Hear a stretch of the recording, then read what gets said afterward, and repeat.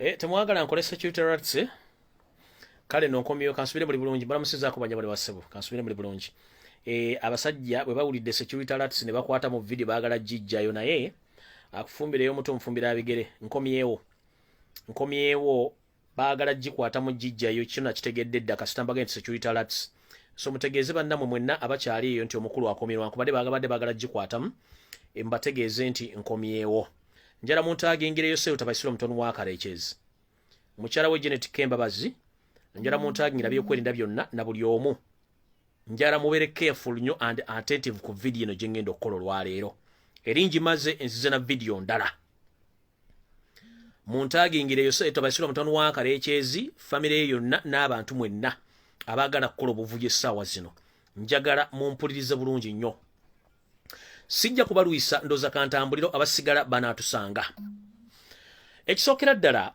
video eri gye nakoze olunaku lw'ejjo nabagambye nti gavumenti ya Museveni yagwadda ffe bannayuganda ffe tulinza ogiyolawo wansi era mu kugirawo tulina kuwagira Robert Kyagulanyi Ssentamu ne NUP okulanda gavumenti ekyuka nga tewali kuyiwa musaayi nabagambye ne basomera nti meeting eyatudde mu State Lodges elira Yosefu tabaisula matono wa Karekyezi yayisizza memo eraga nti tebalina ssente zigenda kuddukanya gavumenti era basalo nti bagenda kubeera mu bitongole bibiri bagenda okuwa ssente ekitongole ky'Electoral Commission State House n'amagye bitongole bisatu byasazeewo bugenza okukya ku makya nga memo eraga bye nayogedde efulumye etya memo egambye nti abantu bonna abakola mu gavumenti abasinga obungi temugenda kufuna musaala gwa November ne December ne Christmas mugenda jirya nga temufunye ensimbi abagenda ofuna ssente be bakozi ba Electoral Commission aba Minister of Defence ne State House abasigadde mwenna abakozi temugenda kufuna ssente bugenza okukya ng'ekiwandiiko kimaze okuluma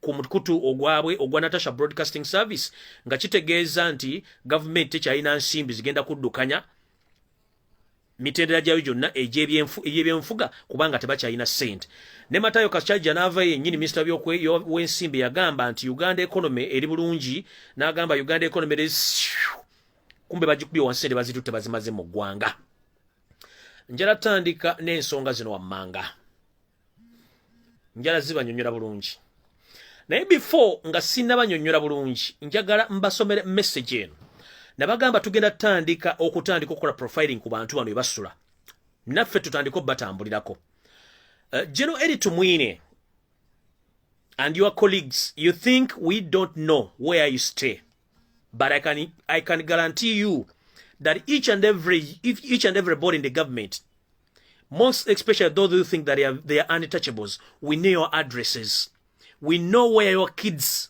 resides, we know where your kids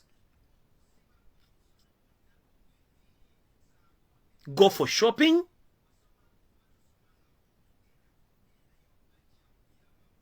and where they stay. So kill Ugandans knowing that we do know where you stay.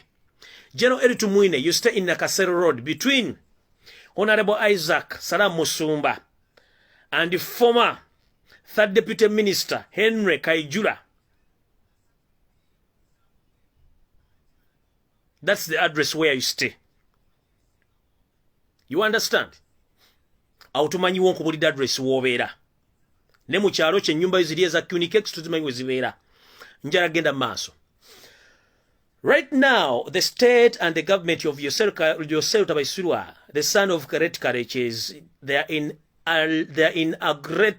a big panic, whereby his half-brother, General Salim Sare, spending billions of taxpayers' money funds, bribing all West Nile people, or West Nile people, or Western voters, to support or to vote NRM, because what they have witnessed since Robert Kyagulanyi Ssentamu went to campaign in another part of Uganda, it is warming, and they didn't expect such huge numbers to appear on Robert Kyagulanyi Ssentamu's rallies. So they are there right now spending billions and billions of money.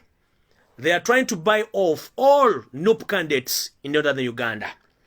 They are trying to bribe all MPs who holding NUP membership cards in northern Uganda. They are trying to bribe all councillors on each and every level of leadership to bribe them to turn against NUP to support NRM using taxpayers' money. And they're moving around day and night, bribing residents in northern Uganda, including the refugees, to support Yose Lutabasirwa, the son of Kareches, whereby these people, they have already created fake polling stations across the country. And all those fake polling stations, they're expected to be around 600 polling stations across the country. And all those polling stations, they were created in favor of Yose Lutabasirwa, the son of Kareches. For instance, each polling station might be having 600 voters, but they are going to act as if they're not aware about those 600 voters.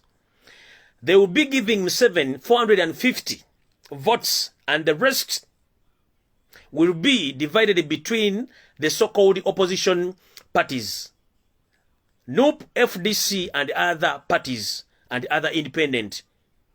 Kino nno mujja kikola ne muyinza okulowooza nti mujja kutegeera bulungi. Ekisookera ddala, zino polling stations ze mwataddewo n'okubuzaabuza bannayfe, ffe twabagamba ekintu kimu. Oba akaluwe kali oba akalu tekaliiwo, Museveni ne banno mugenda. Akaluwe kali oba tekaliiwo, Museveni ne banno mugenda. Y'ensonga lwaki mugenda. Mwasaba nini namba almost for 3 years. Mutandise ogenda buli kitundu kya Uganda mugaba mosquito nets mujjako abantu nini numbers for what use. Mutandise ogenda nga musiba bana ba NUP.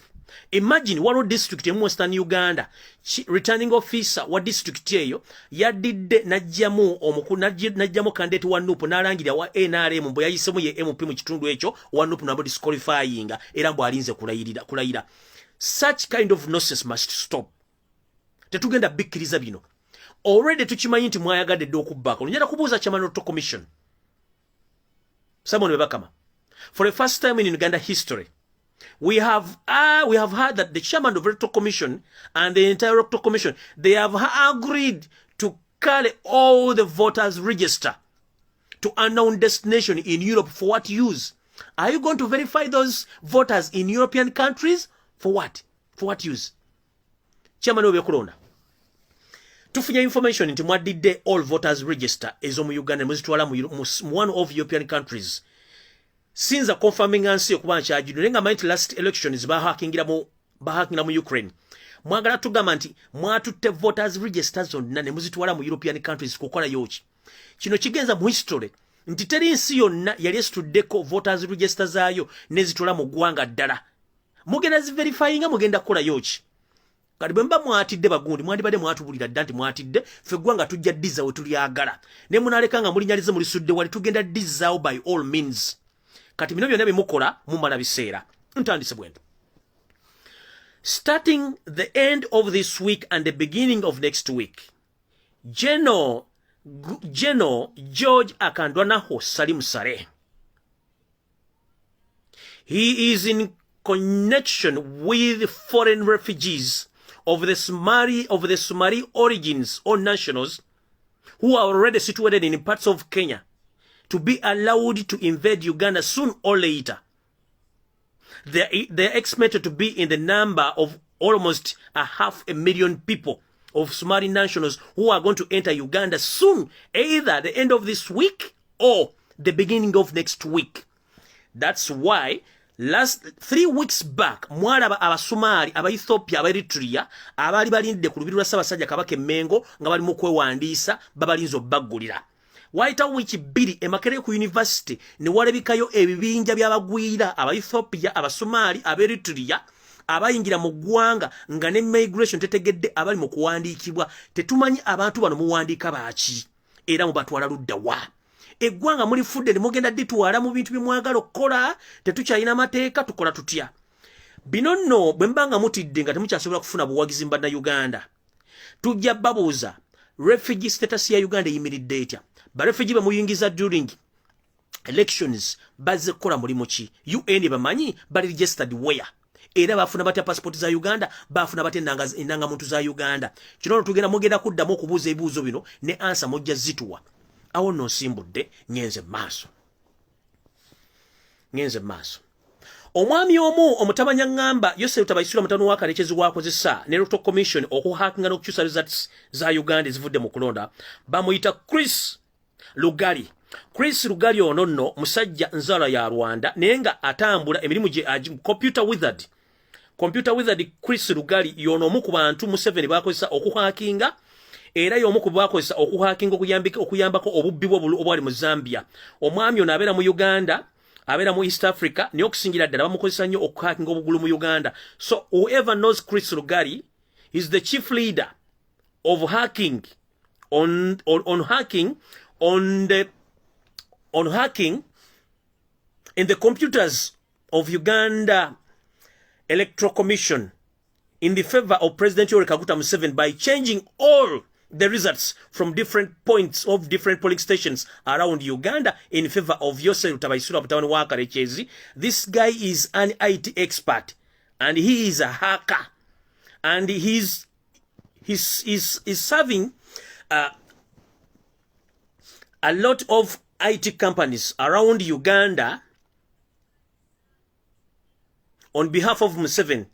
Right now, he's hiding somewhere in Tanzania, preparing to do his job of hacking all the polling results during the coming elections. So mwami one Chris Lugali mumutegedde bulungi ebifaananyi by'essundu za mujja bino yabamanyi bajja bitu wa inbox tubabategeeze nti omwami oyo mutuufu nga mumaze okufuna ebifaananyi. So nno Museveni gye emirimu gy'akola okutandika okuleeta bahackers nga nabo Banyarwanda. Kati security note oba alert esooka yino.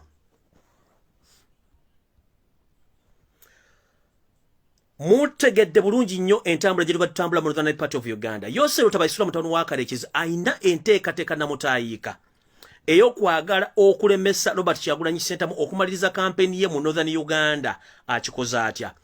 Yaddidde abatamanya ngamba n'asindika abantu wano wammanga bagende bakole fujjo nga bambadde engoye za people power n'obukofiira okutandika okukola chaos mu bitundu by'amambuka ekinavirako okuleetera abeebyokwerinda okukwata Robert Kyagulanyi Ssentamu n'abantu be abambuse mankiika okukola emirimu gy'okunoonya akalulu. Ngenze maaso. After observing the overwhelming support of Nup Stock People Power in Northern Uganda, Museveni and his son Muhoozi Kainerugaba and ISO and police have organized a team of goons dressed up in People Power attires and attack NRM campaign teams. This NRM campaign team is led by Bebe Cool,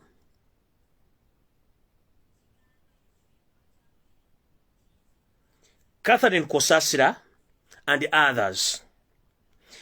Then the police and the army will shiftly come in to rescue. But before I go ahead, let me clarify on this point.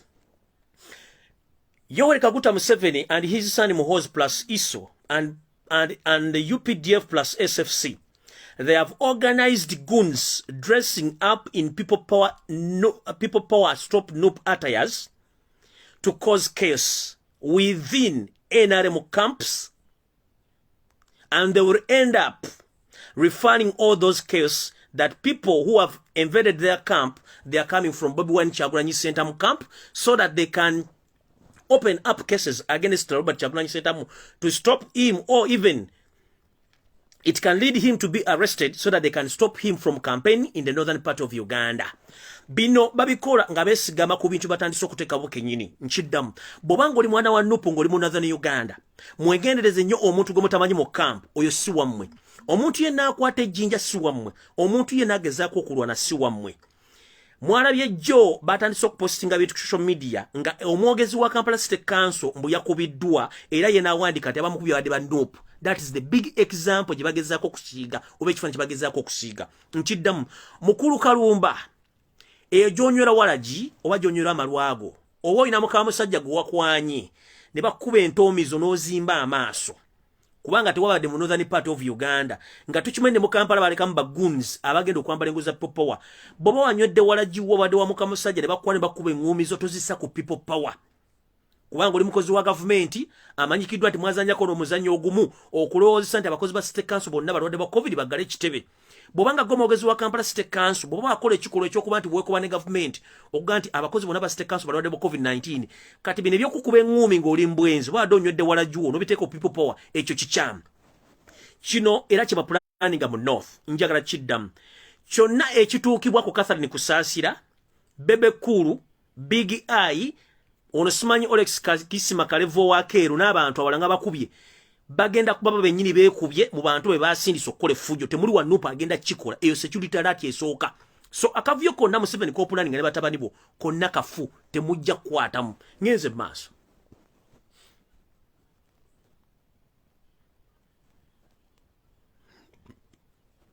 Then police and the army will shiftly come into rescue of those so-called NRM agents or teams from those goons, but in the process of shooting tear gas and rubber bullets, some of the armed goons dressed up in people power attires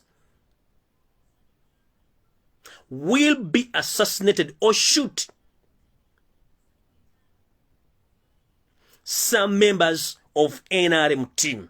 Wano bakugamba nti police bweneemala okulaba nti embeera etandise okuva mu mbeera ejja kutuuka okuba nti egenda etandika okuga nti yeefuula mbu egenda kutaasa abantu bano aba NRM abalumbiddwa abantu abambadde engoye za people power nga bakuba tiya gaasi n'okkuba amasasi gano agarabba nga bambadde engoye era nga bali mu ngoye za people power bweppono okuba nti bajja kuba bayina emmundu okuba nti bakuba abawagizi ba NRM amasasi okuba nti bo bajja kwefuna nti bagenze ku bali stewinga batandika obbagulako emisango nakino twakitegedde nabo mugenda bbawe emmundu.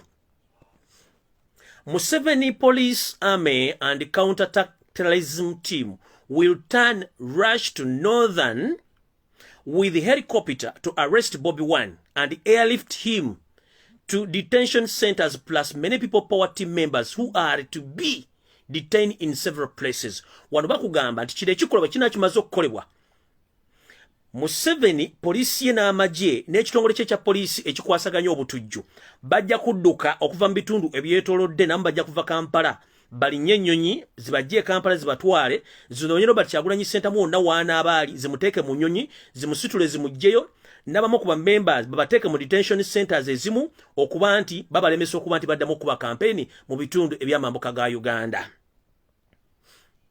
The aim behind this is to frame people power as a terrorist stroke a violent group led by Bobby Wine and use those murder cases to stop him from contesting in the ongoing presidential elections. Museveni knows it that he has no chance to defeat Nuupu stroke people power with their leader Robert Kyagulanyi Ssentamu in the coming elections. So he wants to stop Nuupu earlier as possible. Mumpulidde bulungi. Museveni is planning to counterattack Nuupu using goons dressing up in people power attires to attack NRM camps to cause this catastrophe in order to arrest Robert Kyagulanyi Ssentamu and his colleagues okuyimiriza ebigenda maaso mu ggwanga. Kati ngenze ku video entuufu etandise tubadde tuli ku Kiggula Luggi video etandise.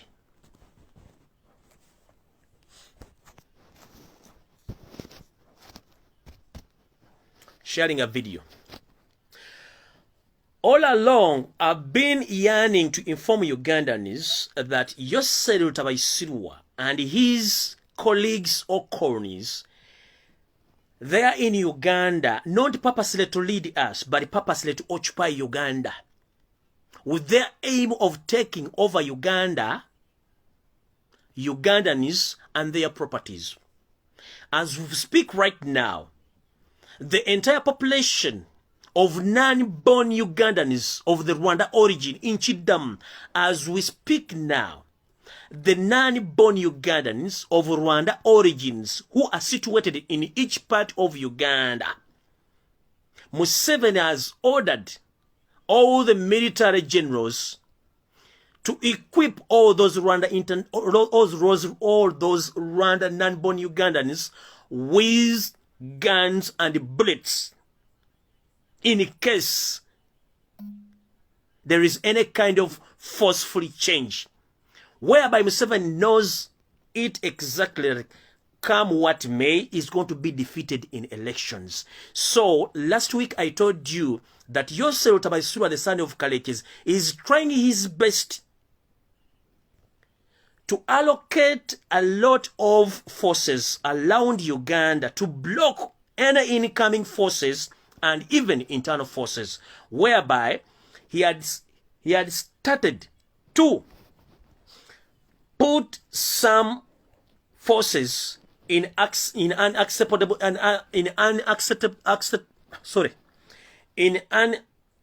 places around Kampala, Ntebe, Wakiso, Gulu, Jinja, Mukono. And the biggest number of these soldiers or forces, they are not Ugandans. All are refugees and foreigners. Special forces paid on the taxpayers' money.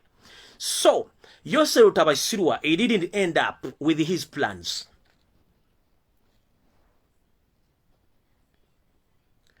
Sometimes when he meets his colleagues, those who are non-born Ugandans but of Rwanda origins, who are trying to occupy Uganda, he usually meets his colleagues at Chiso's farm, and they discuss the future of Uganda as they plan to overtake Uganda and to kill Ugandans and take their properties. In this process, Yosel Tabaisirwa, the son of Kalekes, he went on and opened up a school in Gomba, Chiso's, known as Chiso's Seeds. Chiso's Seeds School is allocated in Gomba. Mostly, this school educates non-born Ugandans of Rwanda origins. They are the one who taught in that school. This school is not well known, but it is well facilitated. The teachers are well paid.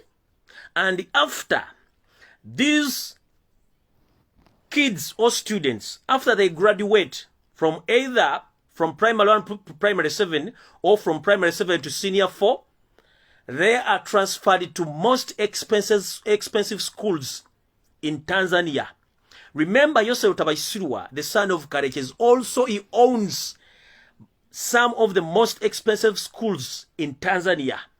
So they ever train their own kids using the taxpayers' money, but these people, they are not Ugandans, because they have the aim of overtaking Ugandans and grabbing each and everything which belongs to Ugandans. Wano ngenda kubawo nnyo. Omukulu ono Yosel Tabaisirwa mutano wa Kalekes, obanga sinagende kasoke nsimbi wakati. Njala kiddamu. Constitution ya Uganda esoma bweti. Omuntu yenna azaliddwa mu territory ya Uganda abeera munna-Uganda. Nkiddamu. Omuntu yenna azaliddwa ku ttaka lya Uganda obeera munna-Uganda. Abantu amugamba nti njogera ku Banyarwanda ne mbogerako bubi. Njagala kubeera mwerufu bulungi. Omunyarwanda ogenjogerako ye Munyarwanda ayingidde Uganda nga mukulu nga Bombozi. Okuli Yosel Tabaisirwa mutano wa Kalekes ne banne abatazalibwa mu Uganda. Naye ng'oli Munyarwanda wenna wazalibwa mu Uganda, either bazaddewo Banyarwanda, we don't want to know. Either mama Munyarwanda oba tata Omuganda, we don't want to know. Oli munna-Uganda. The moment bakuzalira ku ttaka lya Uganda, oli munna-Uganda. Mmwe siboogerako, sibalinaako buzibu, kuba tukuze nammwe, tubadde nammwe. Abantu benjogerako categorically be bantu abavudde Rwanda nga bantu bakulu, nga babayingizza purposely with the mission ey'okuwamba eggwanga Uganda, okutta banna-Uganda, okutwala ettaka lyabwe, n'okubanyagako ebintu byabwe benjogerako. Abasombebwa mu mabaasi ne bateekebwa mu mataka ga Buganda, mu mataka ga Uganda, okugatwala n'okutulugunya banna-Uganda, okutuuka nti beekozemu n'akakoosi okuwa emmundu ezigenda okukuba ebintu byabwe n'eminyago gaabwe. Be bantu benjogerako categorically. Ne bw'obanga wazalibwa mu Uganda oba oli Munyarwanda, I don't want to know. You are Ugandan and I love you. Nkiddamu. The moment you are born on Ugandan territories, you are Ugandan. Oba ovaludda wa, I don't want to care. But the people whom I'm talking about, be bantu abazza bakulu nga Bombozi, okujja okutwala eggwanga lyaffe abasombebwa ku machano olw'eggulu okuyingibwa mu Uganda benjogerako ndowooza munfunye bulungi nnyo era sagala mudde munkwate bubi.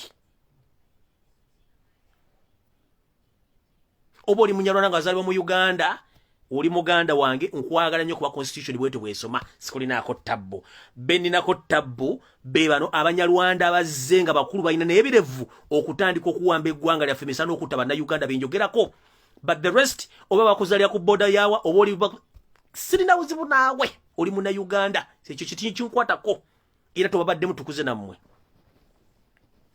era clarification ngikoze bulungi nnyo ngimaliriza ate nagitegera kangikuddemu. Eriyo abantu abangamba nti njogera bubi eri abanyarwanda. Nero njagala badda bulungi. Constitution ya Uganda esoma bweti nti omuntu yenna azaliddwa ku ttaka lya Uganda obeera munna Uganda. Kati obanga oli munyarwanda nga taatawo ne mama wanyarwanda bakuzalidde mu Uganda sikulinaako tabbo oli munna Uganda. Stay blessed and stay in Uganda. You are Ugandan. Abanyarwanda benjogera kube bano abasombebwa mu bus ne bayingira Uganda. Abanyarwanda bave Rwanda kubigire bayingira Uganda. Abanyarwanda bave Tanzania bayingira nga bayingidde mu Uganda nga bantu bakulu awo benjogerako abajja n'ekigendererwa ekyokubba eggwanga nga ne Museveni mwali benjogerako but abasigadde constitution nge bamanyi muzalibwa mu Uganda mbaagala nnyo muri baganda baffe tuna gye tugenda bakolera ekyo kyo nkimaze ngenze ku kirala. Essomero lino Museveni lyatandikawo ekisozi mu Gomba baliyita kisozi seeds bw'oli ekigambo seeds zibeera nsigo. Essomero lino lisomesa abanyarwanda bokka era nga ibasomesebwamu yengeri y'okukuumamu ebyobugagga babbe mu Uganda n'okumanya engeri ki gye bagenda okudisorganizinga mu Bannayuganda okubafuula babumbatuutu n'okukuma bye babba mwe muli amataka sente enkalu n'amayumba g'abantu byebintu bali bamala okusoma mu masomero gono babatwala mu masomero amale Tanzania nga nago ga Museveni okwongera babangula era we twogera family ezisinga obungi mu Uganda zonna ez'abanyarwanda zirina emmundu ngenze mu maaso.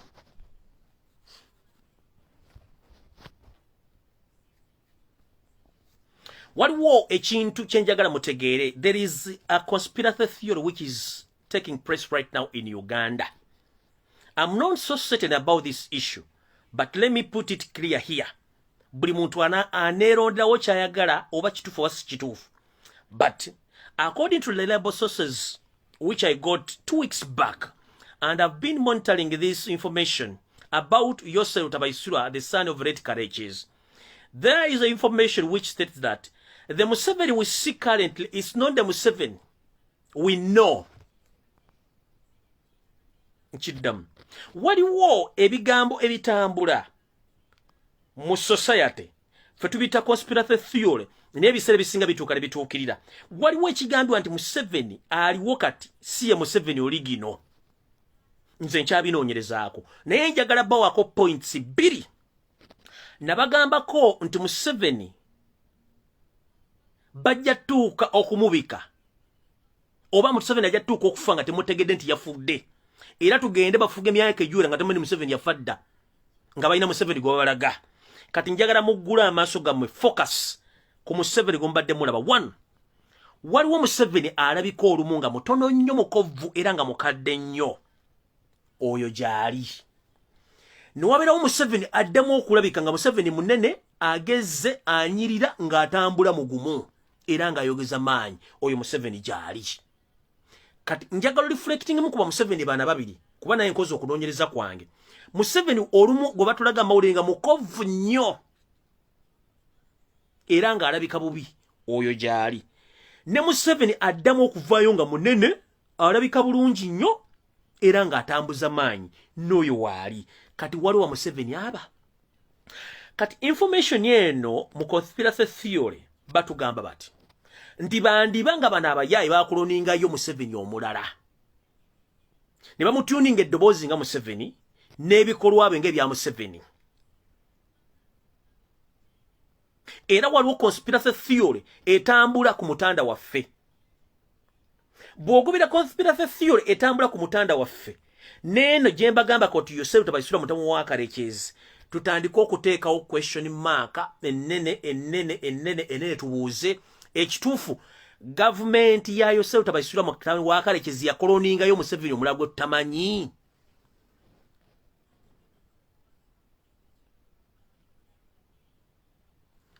eno ndowooza yange nga nze omuntu mbalaga bulazi eno ndowooza yange ng'omuntu okusinzira ku information gye nfunye waliyo Museveni gwe baakoloninga. But let me be clear and sincere. If the Museveni, the one we know, olumu apiyalinga nga mutono nnyo mukovu ngera tasobola na kutambula, ne Museveni ono omunene aliwo nga bamukoloninga ne bamutuninga eddoboozi, twandibanga tuli mu buzibu.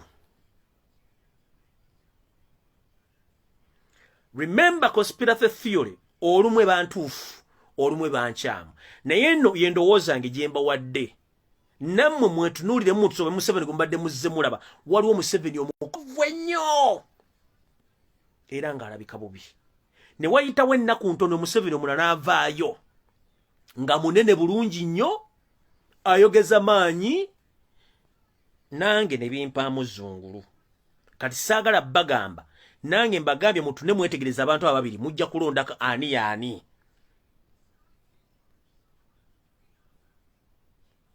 Okusinzira ku bintu bigenda mu maaso mu Uganda, twandibanga naffe tuyingidde mu state bwetyo. Jjukira baatugaako ne president wa Nigeria omutuufu taliiyo no baateekawo mulala. N'eri eri wansi eri ewa Kagame Saidi eri ne baga nti omuntu waliyo ne siyo. Okugamba emboozi sagala girwako naye nze mbakubiddewo torch awo. Nkubyewo just torch. Nkubyewo butukubi torch namwe mwetegereze.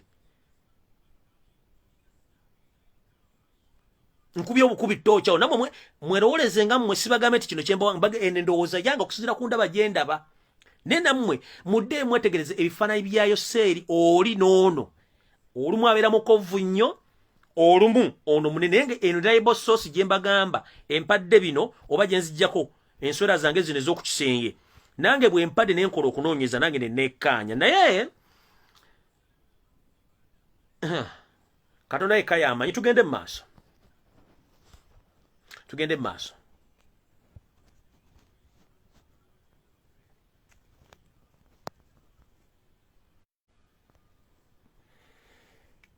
Nzize mbagamba lunye nti gavumenti ya Yosero tabayisirwa mutabani wa Kalekizi yagwadda nga muwakana. Olwaleero minisita w'ebyenfuna avudde n'agamba nti gavumenti ya Yosero tabayisirwa mutabani wa Kalekizi tekyalina ssente ziddukanya gavumenti ya Uganda wadde okusasula baminisita n'abakozi ba gavumenti. Ne mbagamba nti bagenda kusasula amagye, State House Electoral Commission ne Minister of Defence. Ebitongole bine bisigadde bwe tebigenda kufuna ssente. Matayo Kasajja avudde n'agamba ssente tezikola ki? Ssente teziriiwo. Naye ng'already bano babbye edda ssente empya n'enkadde ze baatutte okukola enguudo e Congo, okuziteeka mu State House ne ze baatadde mu expenditure y'amagye ezitayogeddwa wa gye zaavudde. Njala muntagingire Minister of Education and Sports omukyala gwe bayita Janet Kataha Kembabazi mu 7. Maama nali nakwesonyiwa era nga nkutadde, naye nfunyeko information endaga nti olwaleero gwe oduumidde amagye gonna agalemesezza Robert Kyagulanyi Ssentamu okuba kampeyini z'obulungi ekutibwa ekkotido gwewalagidde. Nali nakwesonyiwa bulungi kuba nina history omubi nnyo gwe saagala kubuulira public, but please mbadde nsaba woconcentrating ku ssente zo ze mubba n'ebintu bye birala. Saagala kujja obwina wa mutembeyi, but if you again give order of your SFC men to block Robert Kyagulanyi Ssentamu mugenda kujja mwaka waleko omunda.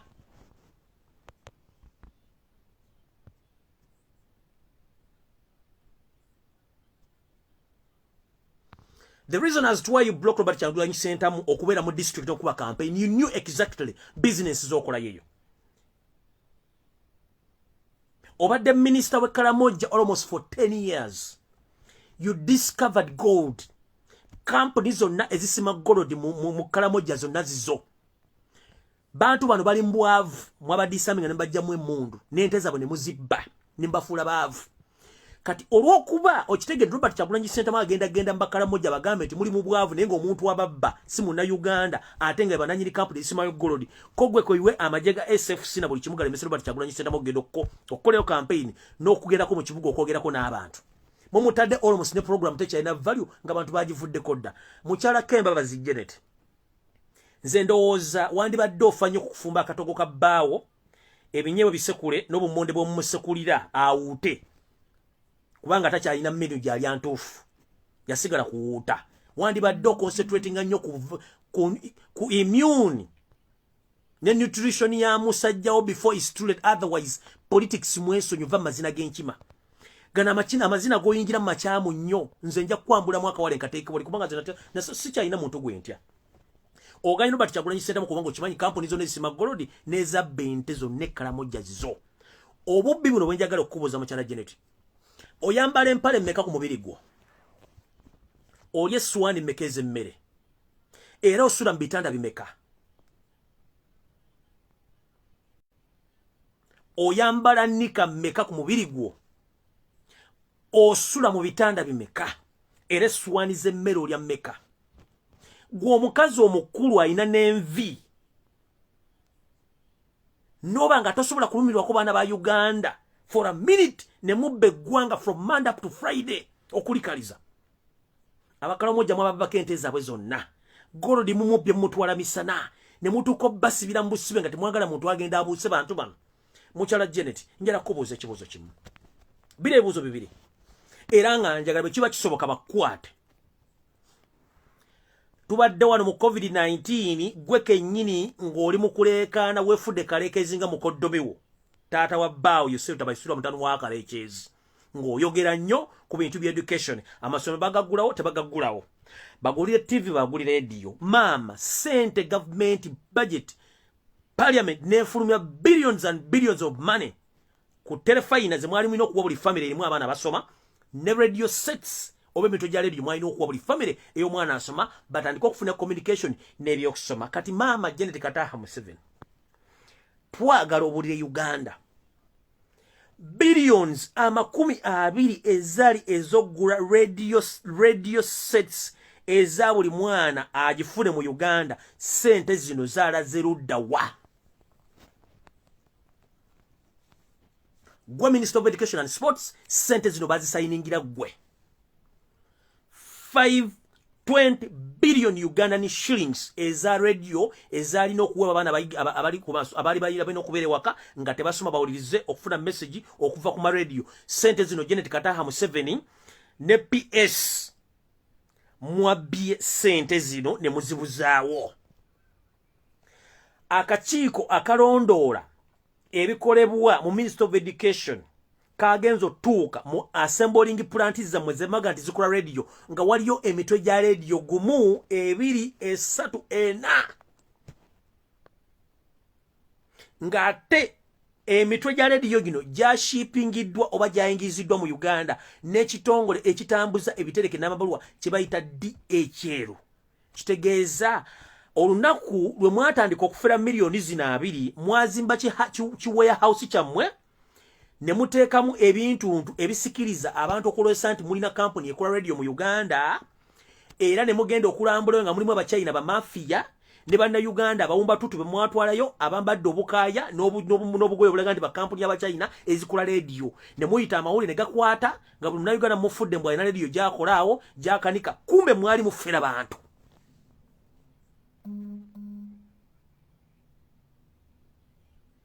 akakiiko ka parliament kagenzo tuukayo nga waliyo radio emu 2 3 4 nga ate za shippingiddwa DHL okujja mu Uganda billions 20 zaguze emitwe gya radio ena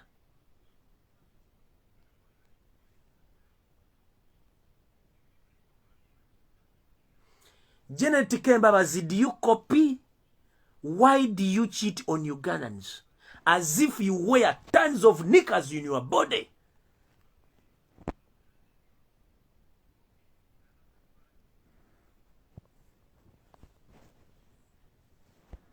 Janet Kembabazi, the so-called Minister of Education, the senior to drop out, and you are PS Kakoza. You are supposed to be behind the bars with immediate effect. This kind of nonsense and this type of corruption must stop. Tetugenda kusasulanga misolo on borders nga batu bayingiza ebintu byamaguzi mujje misolo ku bintu bitategerekana mutanga kubesereza eggwanga tubaleke mu inengembwe yasize ebigundi ebibya oyambala nikemu olye swani yemmere mu webaka mu kitanda kyekimu sente mugenda zitwala wa obye eggwanga mulimalawo Janet oyambala empale mu nikemu toyambala tani toyambala ndibota kiki mwagaze eggwanga tunuulira abantu abadde muki abadde ekkalamojja nga bafaanana naye nga galodi wa mubba ente zaabwe muzibba gwe otambulira mu esi otambulira mu nnyonyi engoye shoppinga mu cotton ye Bungereza amannyo gakolera Bungereza ne bwolwala bakujjanjabira mu Bungereza bakujjanjabira kati abantu bobbako seno balika nga bafiira ekkalamojja gwoba olowooza lunaku ki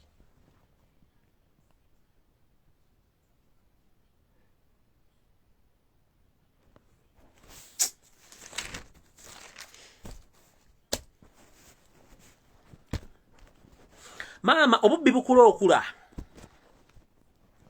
wagenze maaso era ne mwezibika billions 10 Janet Kembabas, the so-called Minister of Education, you went on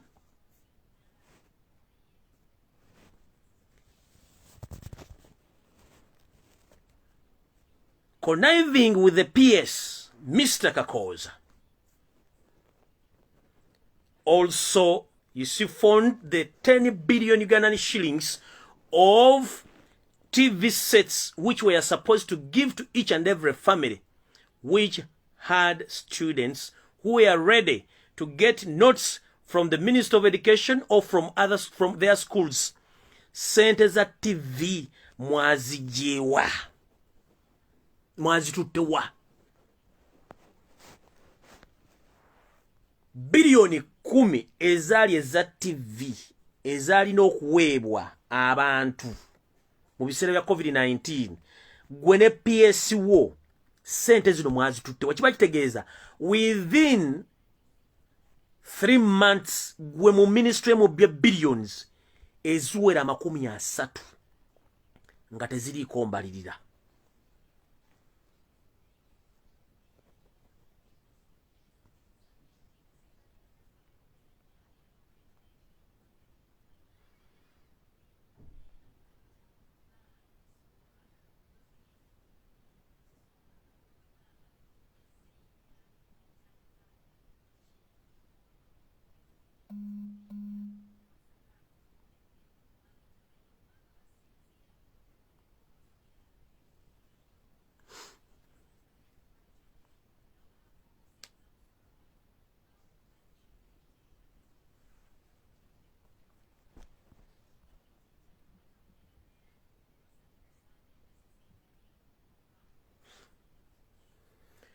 Ngenze maaso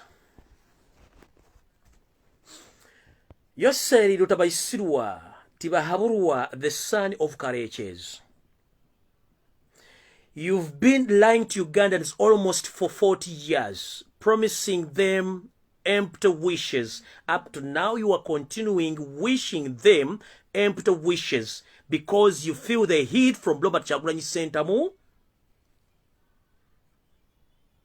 You went on during your campaigns promising all Northerners to be paid back in billions of money as compensation of what you yourself created. Why do you fool mature people? And this message goes direct to all Northerners. Please don't be fooled. Yoseri Tiba Haburwa, the son of Red Kareches, is bankrupt. He doesn't have even a single money to run the state right now. He can't promise you to pay you back billions of money on what himself he created for you in northern Uganda. This is to remind you, all brothers and sisters in northern Uganda, you need change. Vote Robert Kyagulanyi Ssentamu and all Noop frog bears in north, because it was Yoweri Museveni Kaguta his brother General Salim Sare, Eritu Mwine, and other commanders in NRA who created Joseph Kony. So whatever happened in the northern Uganda was well planned by himself to reduce the number of northerners so that they can take over your land and your properties, which is right now in place because his young brother, George Akandona Hosarimu Sare, right now he's situated in northern Uganda, trying to grab land for his personal benefits, and they are fake investors. So don't be fooled by this man that is going to pay back billions of money. He's the one who created Joseph Kony. In fact, Museveni is the Kony himself. There was no Kony in Uganda.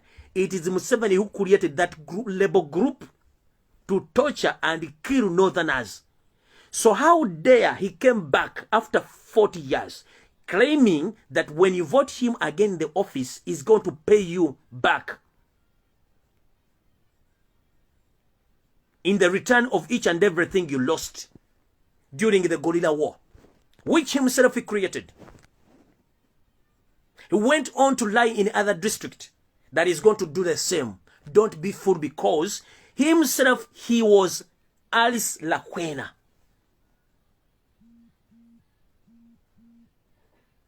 He shouldn't lie you. Alice Lakwena, Joseph Kony, ADF, all those rebel groups in Uganda, they were created by himself, Yoseri Tibahabwa Museveni, with the aim of not allowing army to settle in barracks, because he knows when the army settles in one place, sometimes army cause problems. He knew how to cheat Ugandans is ever to create war in different parts of Uganda to increase the budget of defense each and every financial year. That's the system he had been doing almost for 40 years. So how dare you at this particular moment, when he knows exactly that Robert Kyagulanyi Ssentamu is going to win him, he started promising empty wishes at this moment. That is fake. So if you want to know that Museveni is good at lying and camouflaging, here are some of the wishes which he had been promising to Ugandans since 1981.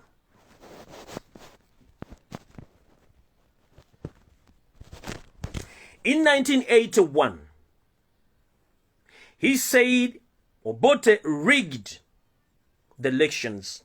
He went into bush to fight the legitimacy of DP. He killed millions of Ugandans. The same person today, he stated that he is not going to organize huge rallies because he doesn't want his people to die. You heard him mentioning, or you heard him stating that he's not going to allow his people to die in numbers because of votes. So he's not going to hold such huge rallies. Let me remind him, Yoseri Lutabayisula, the son of Kareches, of all people you killed in from 1970s up to 1986 up to now, those people died because of COVID-19, or it's yourself who killed them because of your personal interest? Stop fooling Ugandans. In 1986, Museveni said the African problem is not poverty, but leaders who overstayed in power. That was Yoseri Lutabayisula, the son of Kareches. In 1987, I will not presiding over a country where a person is killed or tortured. I don't know who offenders is Museveni. He went on in 1995. This constitution is the best in the whole of the world, and if anyone tries to tamper with it, it will go back. He will go back to Bush to defend the Constitution. That is 1995. To remind you, ladies and gentlemen, the same Yosef Tabaisirwa, the son of Karekezi, he tampered with the Constitution during 1995, whereby he indicated a foreign tribe, that is the Rwandese tribe. He indicated that tribe in the Constitution without the consent of Ugandans. And if you ask him who are the Rwandese in Uganda, himself he can't express or he can't explain the Rwandese people in the Constitution of Uganda. That is 1995. Then we went on in 1996. I'm like a bicycle. Quarter pin enters by force and removed by force. Those are his quotes. He said, I'm like a bicycle. Quarter pin enters by force and removed by force. Then he went on 1998. I will retire next year, says Museveni. 2000. Gaddafi will attend my retirement. Up to now, Gaddafi died some time back. He's still fighting for power. We went on 2001. I still need your support for only this time or this term to accomplish NRM goals. He's still yearning for more power. In 2006, Uganda will be in the middle income. Come 2017, says Museveni. We are in 2021, but right now, the economy is slowly scrambling because corruption is ever the first menu in the State House and in all ministries around Uganda. How can akapapura obupapura, how just a ballot paper removed someone from power? That is Yoseri Tibahaburwa, the son of Karekezi. Do you hear this?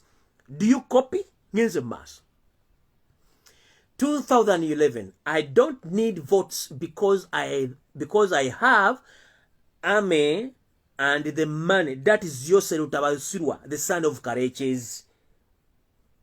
I don't need votes because I have the army and money.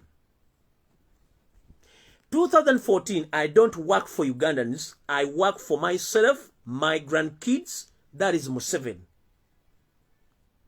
I cannot hand over power to wolves. Emisege. That is Museveni. 2015, those saying that again they want to come and steal my oil. That is Yoseri Tibahaburwa, the son of Karekezi.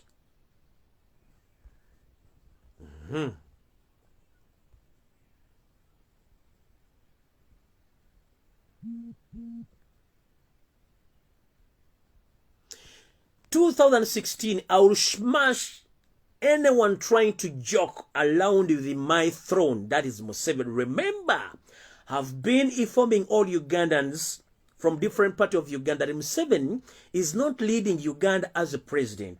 They have a plan of making Uganda their dynasty, where they are trying to create the dynasty within Uganda, whereby they want to add Uganda on their territories, that is Rwanda, Burundi, some parts of South Sudan, and some parts of Congo, whereby he went on and he asked for a supplementary budget in the parliament, where he said that he is going to build some infrastructures deep in areas of Congo. That is Yosef Tabaisirwa, the son of Karekezi. I'm not a servant of anyone.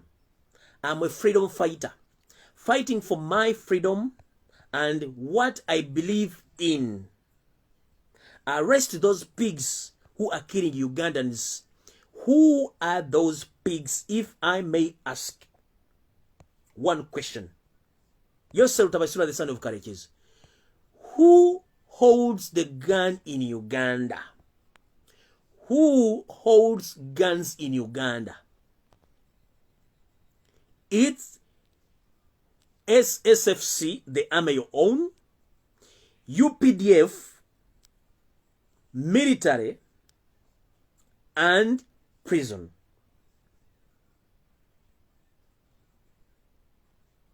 In my entire life, I haven't ever seen any kind of pig holding a gun. Why do you fool Ugandans that pigs can hold guns? You think Ugandans were a pig? Or you yourself, you are pig because it's you and the entire army forces who holds guns. I'm quoting you. I'm not a servant of anyone. I'm a freedom fighter, fighting for my freedom. I believe in arrest those pigs who are killing Ugandans, says Museveni. And I've asked you that in Uganda, it's only army security forces holding guns. Are your security forces pigs? And in my entire life, I haven't seen any kind of pig holding a gun. Were you abusing our forces? Were you abusing your forces? Or you too, you were abusing yourself because on several occasions, we've been witnessing you holding a gun.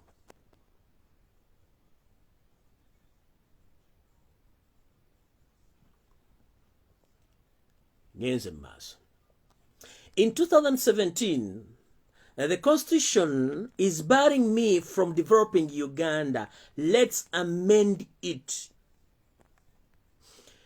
In 2017, the same gentleman came out and he says that the Constitution is barring him from developing his country. So he encouraged all the members of parliament, including the speaker. He bribed each and every one to amend the Constitution in 2017, where they removed the age limit and the term limit. Now is leading us non-stop. Until today, His Excellency, the next president of Uganda, Robert Kyagulanyi Ssentamu, came in and said, no, Muzeyi, you should stop from here. We need our country back.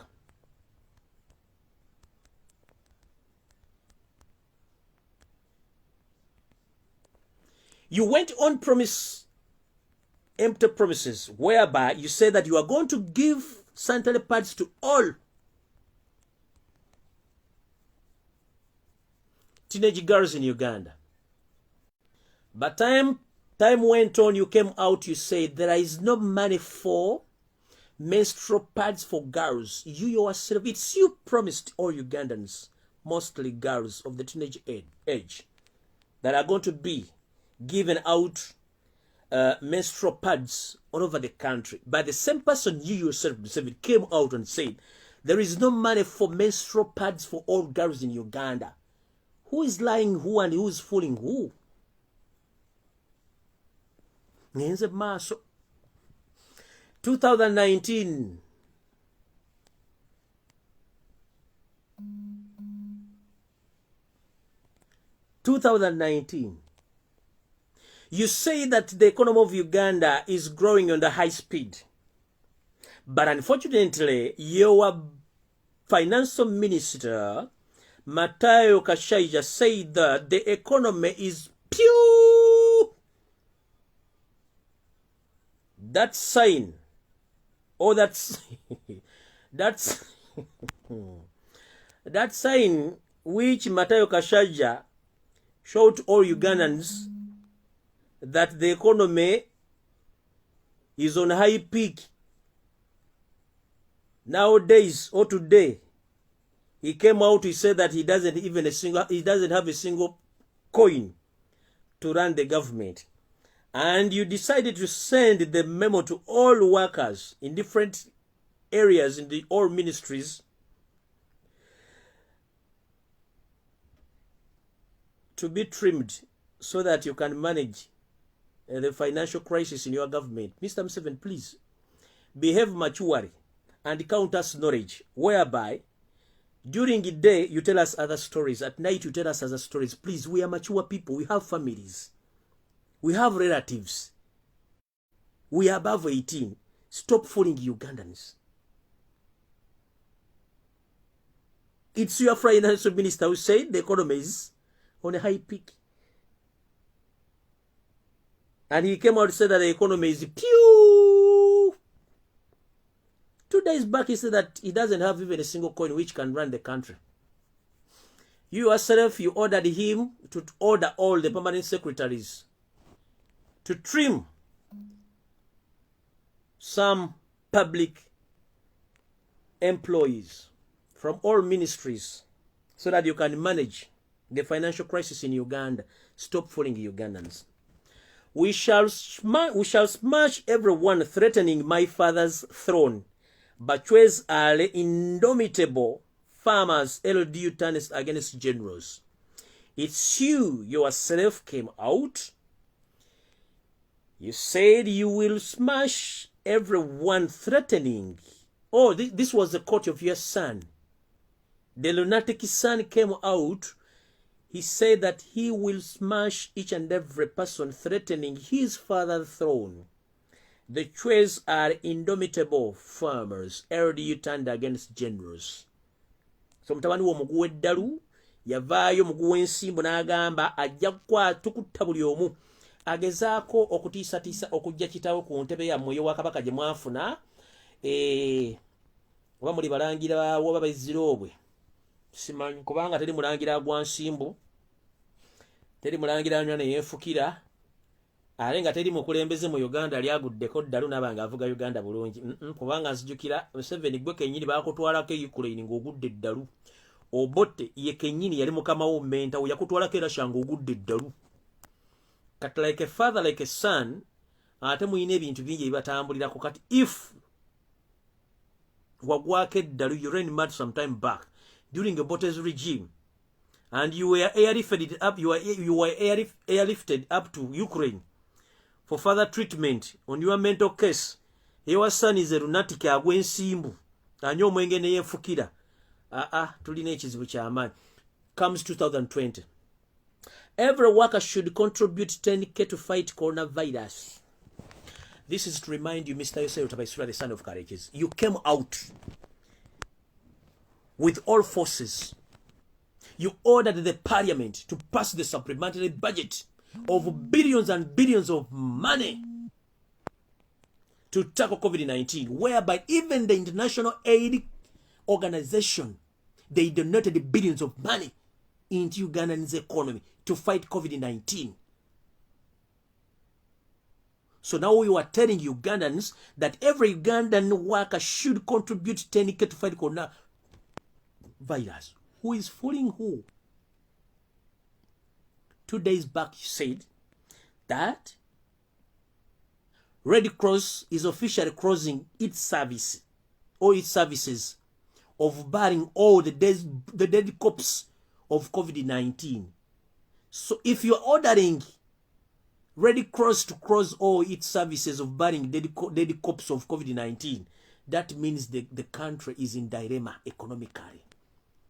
But you are there busy campaigning, bossing around, that you are not to hold huge rallies because you feel COVID-19. No, your worry is you are not physically fit and you don't have money at the moment. Because you forced the governor of Bank of Uganda, Tumusime Mutebire, to print or to sign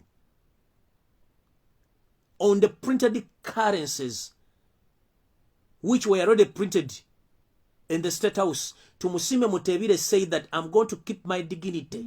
I can't sign on such fake money. You ordered him to order more cash in the economy by signing. Tumusime Mutebire refused to do so.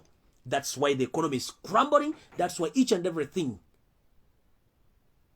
is running down, or everything is turning against you, because you have the cow mentality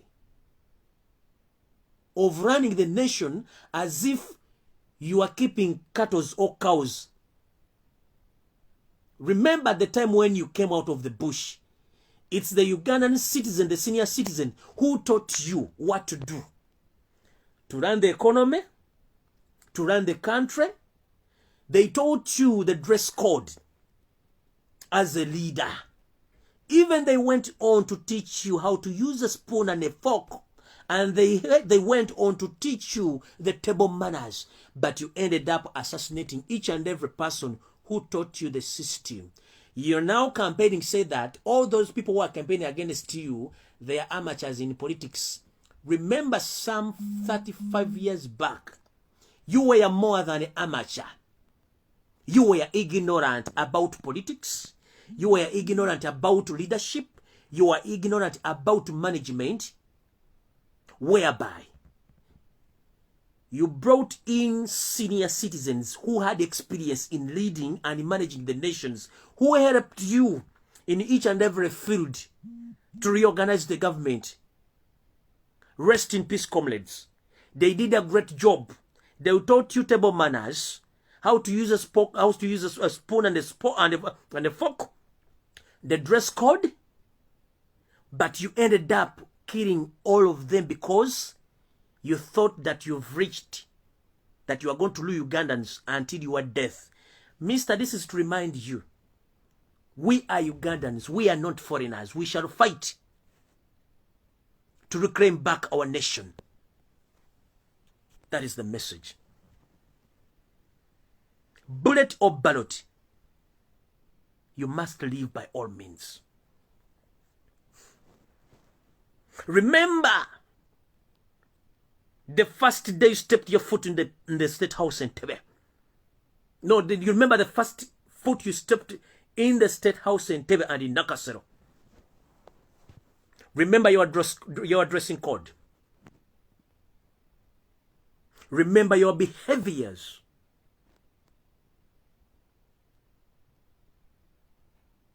Before you kill someone, first think twice where you came from. And learn how to appreciate the work of all Ugandans who lost their lives because of you. They are nowhere to be seen. Their families are suffering. Their families, they went on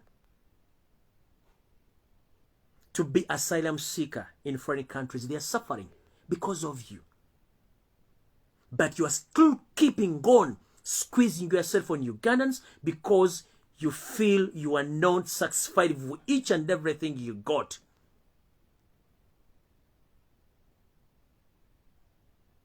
On the behalf of all your comrades who lost their lives because they wanted to liberate our nation. Museveni, before it's too late, I beg you kindly, sit down with your wife and your colleagues.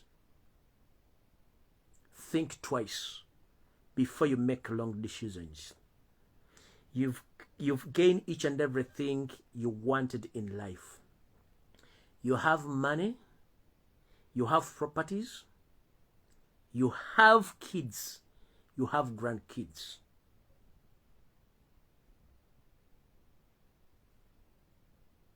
Before you make a wrong decision, come to 2021, 14th of January. Think twice. Think about your kids. Think about your grandkids. Think about yourselves. Whoever taught you resistance, he didn't like you. Resistance doesn't pay.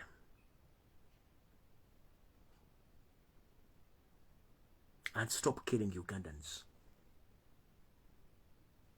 So many Ugandans lost their lives.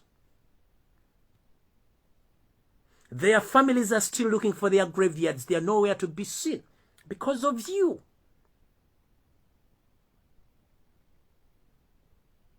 But you are still insisting you need power. At the age of 85, what are you looking for anymore in this world? That's why we say that gods are crazy. Because you've been praying to God all along to be in good life, to get each and everything you want in life. You've already earned each and everything. Why aren't you not ask yourself that why should not I retire in peace, not in pieces? Museveni, leave Ugandans. Leave power peacefully. Don't tempt Ugandans. Remember, as you know, that the time when you were born, you didn't know how you came on this planet Earth. The same applies to the day when you be leaving this planet Earth. You will not know. May God bless Ugandans. Let us pray for our nation. But we shouldn't kill each other because of leadership or political issues. Political issues are settled on table, not by use of guns, not by killing. God bless you. Mwelaba.